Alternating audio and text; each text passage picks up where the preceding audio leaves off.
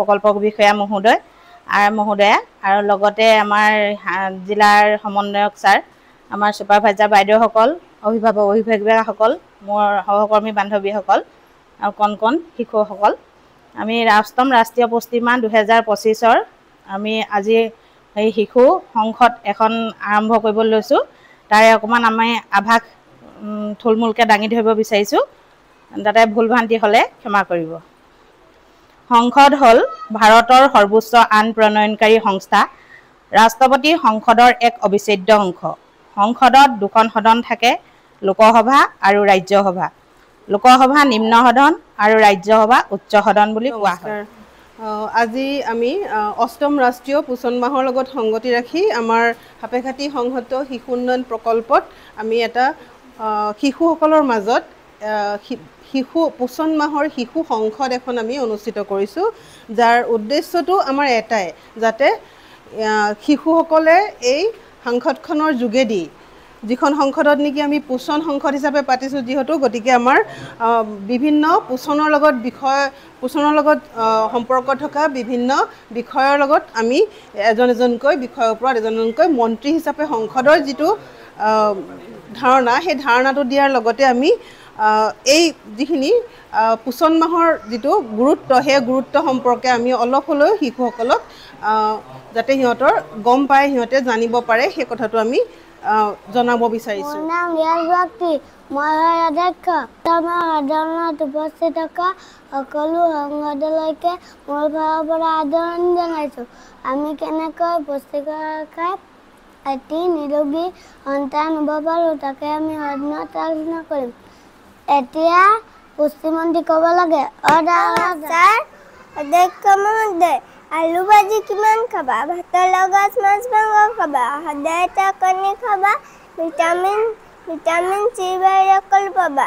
দাইল আমাৰ শৰীৰৰ বিকাশৰ বাবে, সেয়েহে আমাৰ পুষ্টিৰ প্ৰয়োজন। সকলোৱে মাছ মাংস কণী খাব লাগে। শিক্ষামন্ত্ৰী ক'ব লাগে। ধন্যবাদ ছাৰ। ভাত খাবা, চুজি খাবা আৰু খাবা ৰুটি।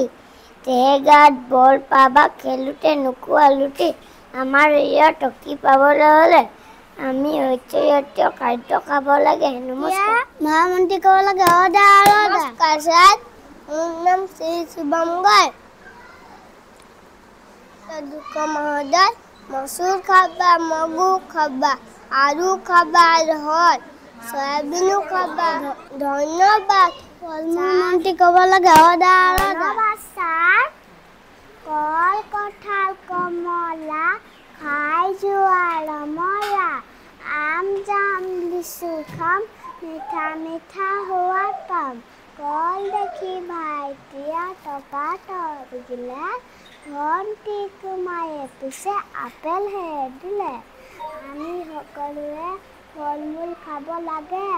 ফল মূল আমাৰ বাবে বৰ উপকাৰিতা। পাচলি মন্ত্ৰী ক'ব লাগে।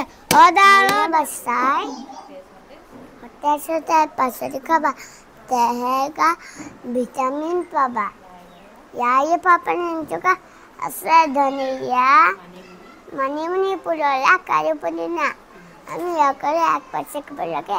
এক পাচি খালে আমাৰ শৰীৰত ভিটামিন আনে। দুগ্ধ মন্ত্ৰী ক'ব লাগে। ৰাতিপুৱা ৰঙা বেলি ওলাই আকাশত, বগা বগা শেৱালি ফুল সৰে নিয়ৰত। মুখ হাত ধুই আমি খেলোঁ চোতালত, মায়ে আনি গাখীৰ দিয়ে খাওঁ গিলাচত। আমি সদায় গাখীৰ খাব লাগে। গাখীৰত বহু পৰিমাণে কেলছিয়াম থাকে। চাফাই মন্ত্ৰী ক'ব লাগে। ধন্যবাদ ছাৰ। এনেকুৱা আমি দাঁত ঘহোঁ। এনেকুৱা আমি মুখ ধুওঁ। এনেকুৱা আমি গা ধুওঁ। এনেকুৱা আমি চুলি ফোনাওঁ। এনেকুৱা আমি নখ কাটো। আমি সদায় চাফ চিকুণ কৰি থাকিব লাগে। চাফ চিকুণ কৰি থাকিলে আমাৰ বেমাৰ আজাৰ কম হয়। পৰিৱেশ মন্ত্ৰী ক'ব লাগে।